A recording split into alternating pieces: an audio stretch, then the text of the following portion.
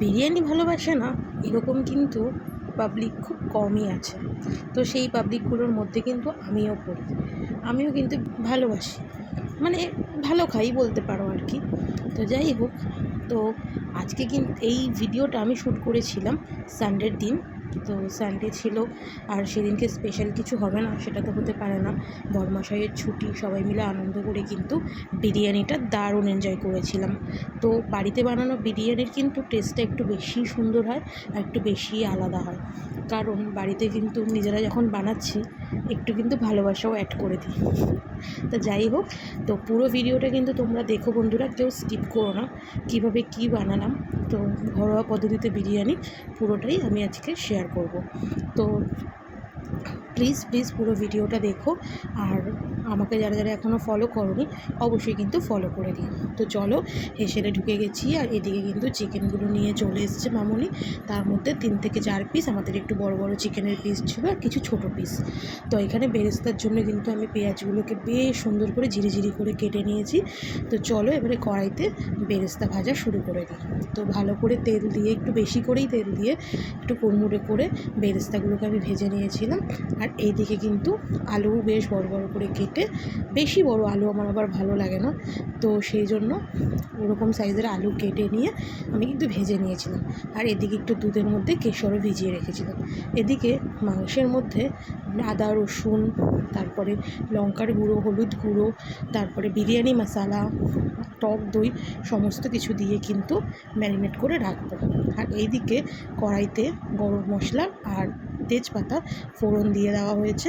আর এইদিকে বাকি পেঁয়াজগুলো কিন্তু ভেজে নেওয়া হলো, যেহেতু এবারে মাংসটা রান্না করা হবে। তো আমি মাংসটা পুরো ভালো করে ম্যারিনেট করে মোটামুটি আধা ঘন্টা মতো রেখে দিয়েছিলাম। তোমাদের কাছে সময় হলে তোমরা আরেকটু বেশি রাখতে পারো। তো এইদিকে কড়াইতে মাংসটা কিন্তু দিয়ে দেওয়া হয়েছিল। তো চলো এবারে মাংসটা কষে নেওয়ার পালা। আর কষা কষা মাংস কার খেতে ভালো লাগে বলো? আমি কিন্তু কষা মাংস খেতে খুব ভালোবাসি। আমি কিন্তু এর থেকে একটা কষা মাংস তুলে খেয়ে নিয়েছিলাম।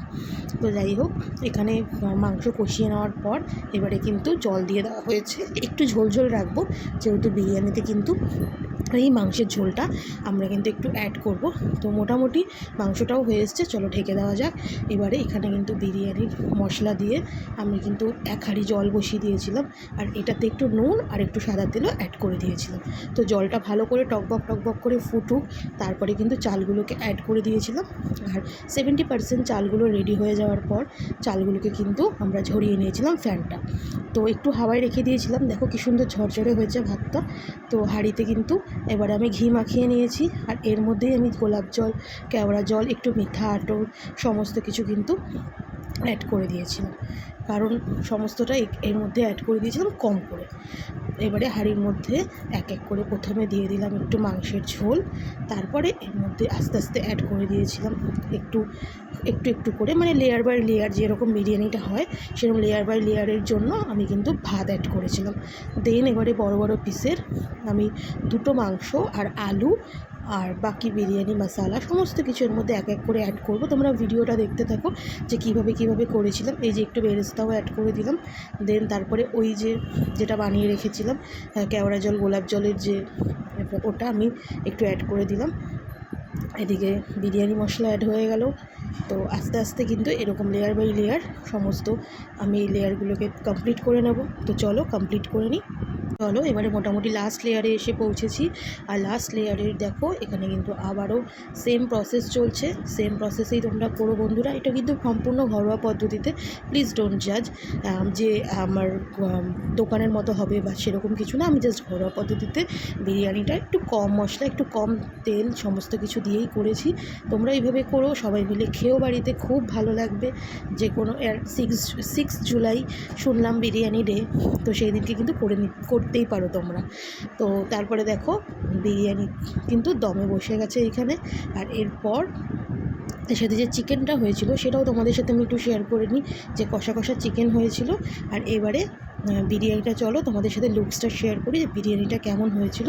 আর একদম গরম গরম ধোয়া ওঠা বিরিয়ানি, দেখেই লোভ লাগছে। তোমাদের কেমন লাগছে বন্ধুরা অবশ্যই জানিও। আর এইখানে দেখো আমি কিন্তু এবারে বিরিয়ানি সার্ভ করার পালা। তো বিরিয়ানিটা আমি এখানে বাড়াবাড়ি করছিলাম, আর একটু দেরি হয়ে গিয়েছিল, যেই টাইমে খাই সেই টাইমের থেকে একটু দেরি হয়ে গিয়েছিল। তবে কিন্তু খেতে মন্দ হয়নি, দারুণ হয়েছিল খেতে। তো তোমরা নুন মিষ্টির পরিমাণটাও একটু দেখে নিও। আর এইদিকে দেখো, এই হলো গিয়ে আমার টোটাল বিরিয়ানির লুকসটা।